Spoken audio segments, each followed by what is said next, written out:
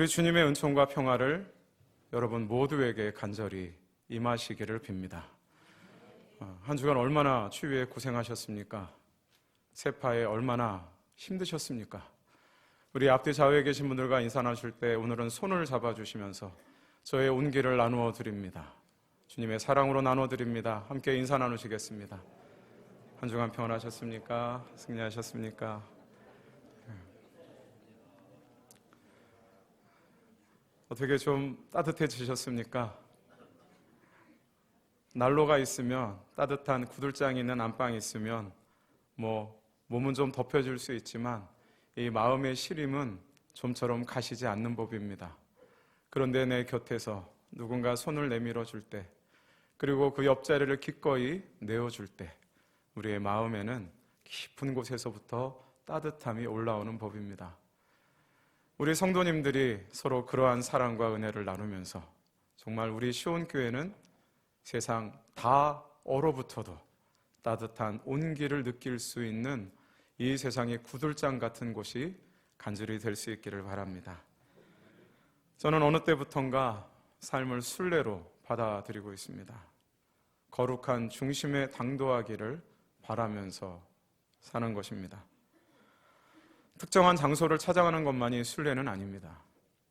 일상 속에서 하나님의 마음, 표대 되신 예수 그리스도를 향해 걸어가려고 하는, 도달하려고 하는 그 갈망을 마음에 품고 있다면 그는 순례자라고 할 수 있습니다. 그러나 이 복잡다단한 현실 속에서 순례자로 살기는 여간 어렵지 않습니다. 너무나 어렵습니다. 자신의 생체 리듬이나 속도에 맞추어서 살기보다 다른 이들이 우리에게 기대하는 속도에 부응하느라고 우리는 헐떡입니다. 숨이 가쁜 것은 말할 것도 없고 이러저런 일에 시달리다 보면 공허함이 입을 벌리고 달려들기도 합니다.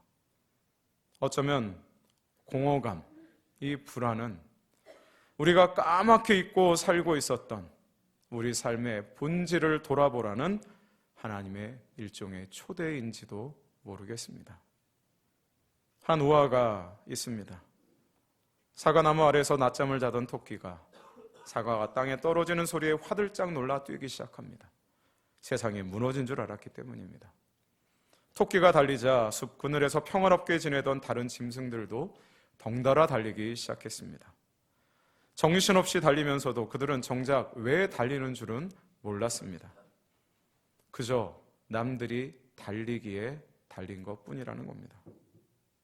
우화이지만 우리의 삶의 풍자로 손색이 없어 보입니다. 지금 우리 사회에서 벌어지고 있는 일들을 보면 참 가슴이 아픕니다. 사람들의 말과 행동이 너무나 극단적이기 때문입니다.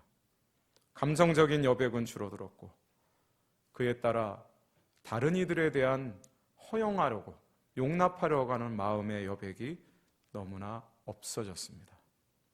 다들 언제라도 화를 낼 만반의 준비를 하고 있는 것 같습니다. 경쟁이 심화된 사회에서 살아남기 위해 발버둥 치는 동안 생겨난 스트레스 때문이겠습니까? 낯선 존재 앞에서 기쁨의 탄성을 질렀던 첫사람 아담이 생각납니다. 하와를 하나님께서 창조하셔서 보내어 주시니 이는 내 살 중에 살이요 내 뼈 중에 뼈로다. 살도 나의 살이요 뼈도 나의 뼈다. 그렇게 하와를 보면서 탄성을 질렀던 아담의 모습이 오히려 낯설거나 조금 모자란 것처럼 보이는 세상입니다. 자기가 마땅히 가야 할 길을 가는 이들이 많지 않아 보입니다. 그저 바람 부는 대로 흔들릴 뿐입니다. 길을 잃었다고 하는 생각이 들면 잠시 멈춰서서 정신을 가다듬어야 됩니다. 멈춰서야 비로소 보이고 들리는 것들이 있기 때문입니다. 순례는 그런 것 아니겠습니까? 사소해 보이는 것에서 영원을 깨닫는 것, 사람들의 눈에 띄지도 않는 것들 속에서 하나님의 숨결과 은혜를 경험하는 것, 바로 그때 그 인생은 신비가 되는 법입니다. 온 세상이 하나님의 빛으로 충만하다라고 하는 사실을 느낄 때 우리는 영적인 빈곤에서 벗어날 수 있습니다. 동시에 그런 세상을 망가뜨리려는 현실에 대해 분노하며 일어서는 것입니다. 자연도 파괴되고 옆에 이웃들이, 사람들이 파괴되고 무너지고 억압하고 착취하는 것들은 하나님에 대한 모독이기 때문입니다. 우리는 지금 순례자로 살고 있습니까? 여전히 욕망주의를 맴돌고 있지는 않습니까? 기독교인의 정체성을 품고 살아간다라고 하는 것은 삶을 거룩함을 향한 여정으로 이해하는 것입니다. 속된 세상에서 거룩한 삶을 산다는 것은 결코 쉬운 일이 아닙니다. 거룩함이란 구별되다, 성별하여 드리다라는 뜻을 내포합니다. 바울 사도는 로마 교회에 보내는 편지에서 여러분의 몸을 하나님께서 기뻐하시는 거룩한 산 제물로 드리라고 권했습니다. 나 좋을 대로 사는 게 아니라 하나님이 기뻐하시는 일을 하며 사는 것이 거룩한 삶임을 말해주고 있던 것입니다. 거룩은 물론 하나님에 대한 경외에서 시작됩니다. 그렇지만 거룩한 삶은 우리의 일상과 깊이 연루되어 있습니다. 밥 먹고 일하고 다른 이들과 사귀고 놀고 잠자는 모든 인간의 일체의 행위들을 통해서 하나님의 살아계심이 드러나야 하는 겁니다.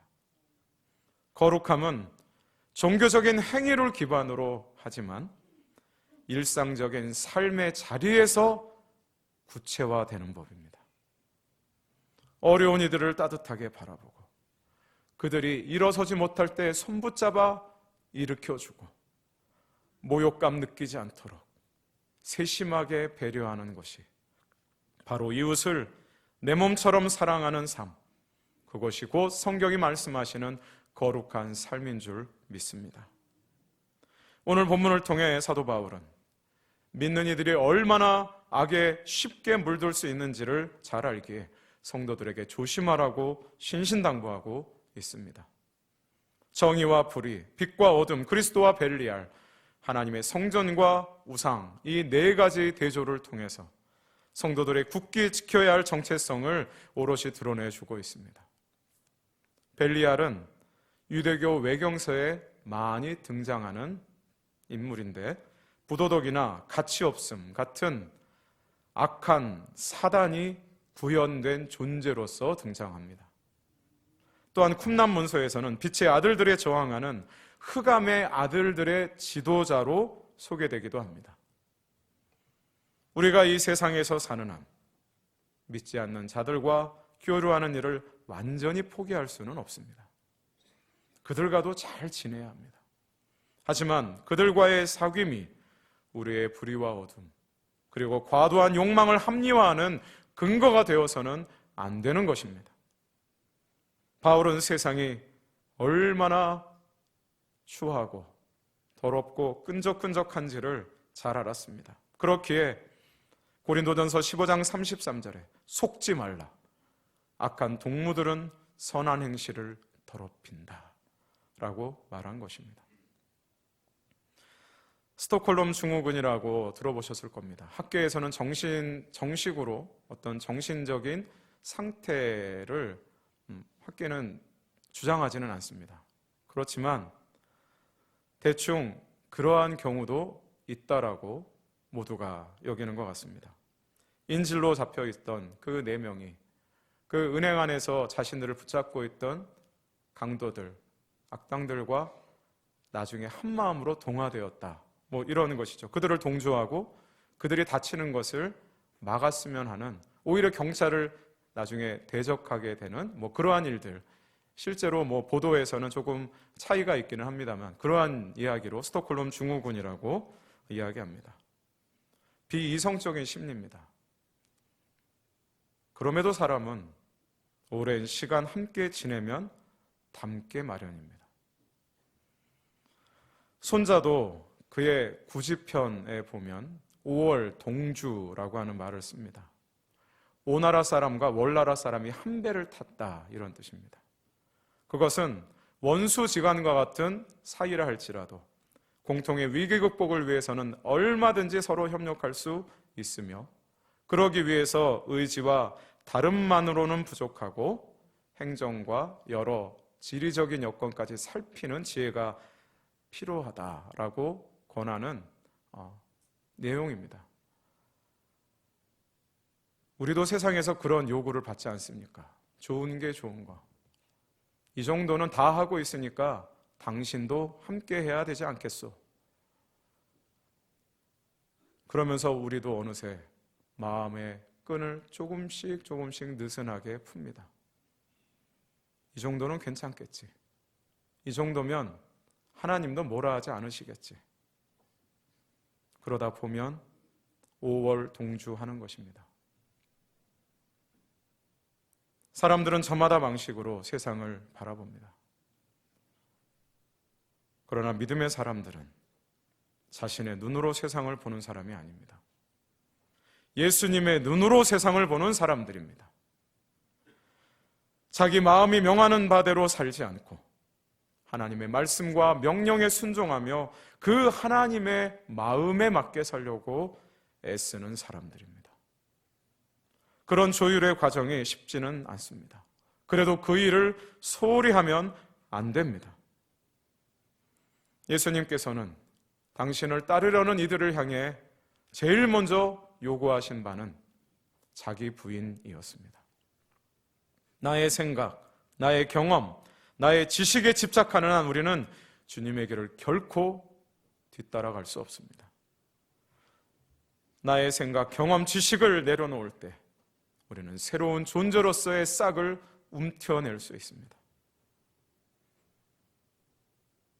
공감의 능력이 현저히 떨어지는 시대에서 몇 년 전 중고등학교 여학생들이 동년배 친구를 산으로 끌고 가서 집단 구타한 사건이 보도된 바 있습니다. 인터넷 공간에서 가끔 만나서 얼굴도 보곤 하던 사이였는데 괜히 센 척하는 게 미워서 손봐주려고 했다는 겁니다. 붙잡힌 아이들은 죄책감도 느끼지 않는 것 같았고 오히려 소위 빵에 들어가게 된 것을 자랑스러워했답니다. 그걸 보다가 얼마나 사실에 입각한 것인지는 알 수 없지만 왠지 영혼이 없는 좀비들을 보는 것 같았습니다. 어둠이, 벨리알이, 우상들이 사람들의 영혼을 사로잡아 자기들의 종으로 삼고 있는 시대입니다. 문제는 사람들이 자신이 누구인지를 모른다는 데 있습니다. 나의 생명의 뿌리가 하나님이라고 하는 사실을 알지 못할 때 사람분은 경거망동하는 것입니다. 오늘 보면 16절에서 바울은 우리는 살아계신 하나님의 성전이라고 말하고 있습니다. 어느 신학교에서 한 학생이 교수님께 질문했다고 합니다. 하나님은 도대체 어디 계시는 겁니까? 아마도 많이 힘들고 어려운 일들 속에서 그 자리까지 왔던 것 같습니다. 그러자 교수님은 그 질문에 이렇게 대답했습니다. 지금 여기 당신과 나 사이에 계십니다. 잘 산다는 것은 우리의 마음에 늘 주님이 머무실 곳을 마련하면서 사는 것입니다. 우리가 누군가와 맺는 관계 속에서 주님의 마음을 모시어 드리는 것입니다. 저와 나 사이에, 때로는 원수까지도 나와 그 사이에 하나님이 계시니 서로 용서하고 하나가 될 수 있다. 아까도 말씀드렸던 5월 동주의 성격과는 전혀 다릅니다. 중간에 우리 주님이 함께 계시는 겁니다. 당신의 몸으로 그 벽을 허셔서 나와 그를 하나가 되게 해주시는 겁니다. 그러기 위해서 우리 속을 자꾸 깨끗이 닦아야 됩니다. 신방을 가보면 대체로 집안이 참 깨끗합니다. 하지만 그게 일상적인 모습이 아니라고 하는 사실쯤은 저도 잘 압니다. 저도 어릴 때 어머니 신방 받으실 때 보면 대충 알 수 있습니다. 왜냐하면 유난히 청소를 오래 하시거든요. 도대체 왜 찬장의 그릇은 다 꺼내시고 안쪽까지 닦으시는 겁니까? 왜 구석구석에 먼지들을 다 들춰보면서 닦으시는 겁니까? 그래서 저 어린 마음에는 목사님은 감찰관인가 보다. 집의 위생과 환경을 둘러보러 오셔서 너는 천국, 너는 지옥, 이거를 평가해 주시는 분인가 보다. 그러한 어리석은 생각도 했습니다. 왜 그렇게 하는 겁니까? 누추하고 더러운 곳에 손님을 모시고 싶지 않은 정성 가득한 마음 아닙니까? 정말로 주님을 모시고 산다는 것은 이런 마음 아닐까요? 우리 마음이 깨끗해지기 위해서는 우리를 욕망의 방향으로 이끌어가는 우리 삶의 인력으로부터 떨어져 나와야 됩니다. 오늘 보면 17절과 18절에 그러므로 너희는 그들 중에서 나와서 따로 있고 부정한 것을 만지지 말라. 내가 너희를 영접하여 18절 같이 읽습니다. 너희에게 아버지가 되고 너희는 내게 자녀가 되리라. 전능하신 주의 말씀이니라 하셨느니라. 아멘. 이 말씀들은 레위기, 예레미야, 이사야, 호세아의 말씀이 연달아 이 두 절에 함축된 것입니다. 하나님은 너희를 떠나지 않으신다. 우리 아까도 시온 찬양대의 찬양 가사처럼 그러므로 강하고 담대하라. 이것은 세상과 절연하고 계속해서 예배만 드려라, 그렇게 살아라 하고 하는 말이 아닙니다. 새로운 삶의 공간을 창출해내라는 뜻입니다. 이사야는 암몬과 에브라임 연합군의 침공 앞에서 두려워 떠는 아하스 왕에게 두려워 말라고 하면서 처녀가 잉태하여 아들을 낳을 것이라고 예고했습니다. 예수님의 탄생에 대해서도 역시 마찬가지였습니다. 흠모할 것도 없어 보이는 연한 순 같은 모습으로 우리 주님이 말 그대로 핏덩이로 이 땅에 오셨습니다.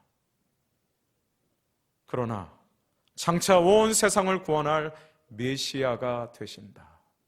그는 온 세상을 구원하실 유일한 구주시다라고 하는 사실을 미리 앞서 전해준 것입니다.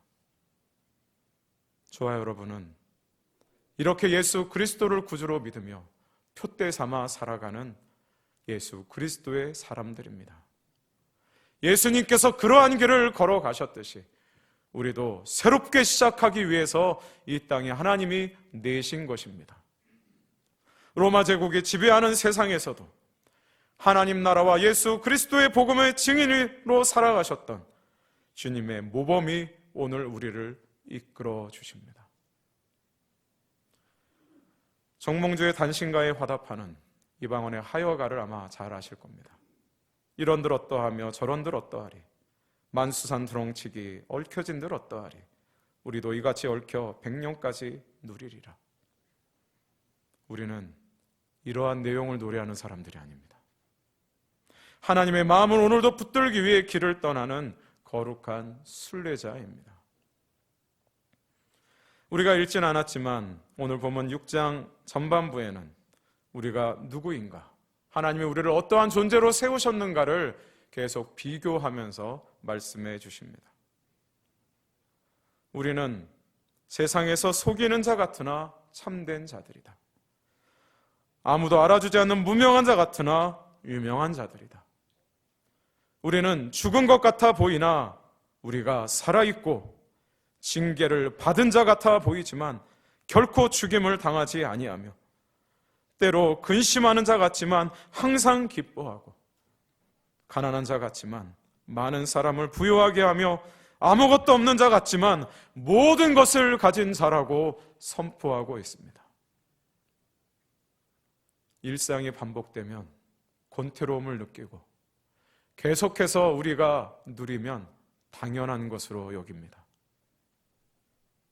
여러분은 무엇에 감사하며 살고 계십니까? 날마다 하나님께서 우리에게 새날을 주시는 것은 어제보다 오늘 더 내 뜻에 맞게 살라고 하시는 하나님의 기회입니다. 오늘 어제보다 더 한층 더 성숙해지거라. 하나님의 꿈입니다. 너는 나를 향해 나아오라고 부르시는 하나님의 초대인 것입니다. 한 시인의 시를 읽어드립니다.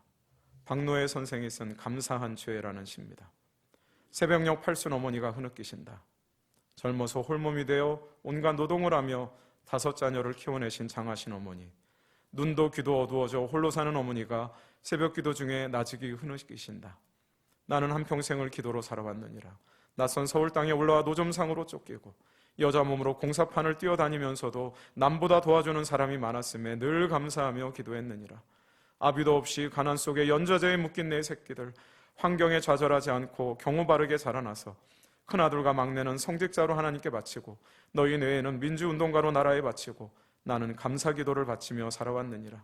내 나이 80이 넘으니 오늘에야 내 숨은 죄가 보이기 시작하는구나. 거리에서 리어카 노점상을 하다 잡혀온 내 처지를 아는 단속받은들이 나를 많이 봐주고 공사판 십장들이 몸 약한 나를 많이 배려해주고 파출부일일지라도 나는 끊이지 않았느니라. 나는 어리석게도 그것에 감사만 하면서 긴 세월을 다 보내고 말았구나. 다른 사람들이 단속반에 끌려가 벌금을 물고 일거리를 못 얻어 힘들게 돌아설 때도 민주화 운동하던 다른 어머니 아들 딸들은 정권 교체가 돼서도 살아 돌아오지 못했어도 사형을 받고도 몸성이 살아서 돌아온 불쌍하고 장한 내 새끼 하면서 나는 바보처럼 감사기도만 바치고 살아왔구나. 나는 감사한 죄를 짓고 살아왔구나. 새벽녘 팔순 어머니가 흐느끼신다. 묵주를 손에 쥐고 흐느끼신다. 감사한 죄, 감사한 죄, 감사한 죄. 다른 이들이 비교해서 내가 오늘 조금 더 낫다고 감사하십니까? 다른 이들이 어찌 살든 나만 아니면 되고 우리 가족만 어렵거나 힘들지 않고 행복하면 된다는 식의 이기적인 감사로 하나님께 영광을 돌리고자 하십니까?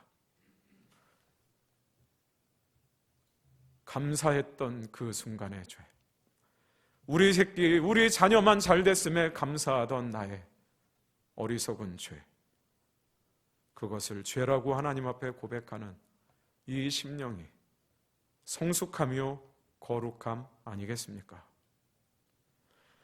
오늘 본문 7장 1절 말씀 우리 다 같이 한 목소리를 읽습니다. 그런즉 사랑하는 자들아, 이 약속을 가진 우리는 하나님을 두려워하는 가운데서 거룩함을 온전히 이루어 육과 영의 온갖 더러운 것에서 자신을 깨끗하게 하자. 아멘. 믿음의 사람들은, 거룩한 하나님의 백성들은 새로운 삶의 시작을 세상에 알리는 존재입니다. 사랑하고 나누고 돌보고 섬기는 것이 하나님께서 오늘 우리에게 주신 사명임을 알고 그 사명의 끝에서 우리를 기다리고 계시는 주님을 향해 오늘도 아름다움이 무엇인지 세상에 증명해야 할 거룩한 존재들입니다. 굳은 몸 풀기 위해 스트레칭하는 사람들처럼 우리의 굳어진 마음이 부드럽게 변하기까지는 시간이 걸릴 수도 있습니다. 굳어진 땅이, 딱딱하게 얼어붙은 땅이 녹기까지는 많은 바람과 많은 순풍 그리고 따뜻한 봄비가 많이 필요할 것입니다. 그러나 조금씩이나마 새로운 삶을 창조하는 기쁨을 안고 살아갈 때 우리는 그리스도의 향기를 이 땅에 그득하게 풍기는 그리스도의 향기가 될 줄 믿습니다. 추위로 움트러지는 계절이지만 세상에 따뜻한 온기를 불어넣어 주는 일에 애쓰며 살아주시기 바랍니다. 그때 주님의 은총이 우리를 거룩의 방향으로 계속해서 이끌어 주실 것입니다. 1월의 마지막 이 한 주간도 거룩함을 향한 순례자로 아름답고 멋지게 살아가시는 여러분 모두가 되시기를 주의 이름으로 축원합니다.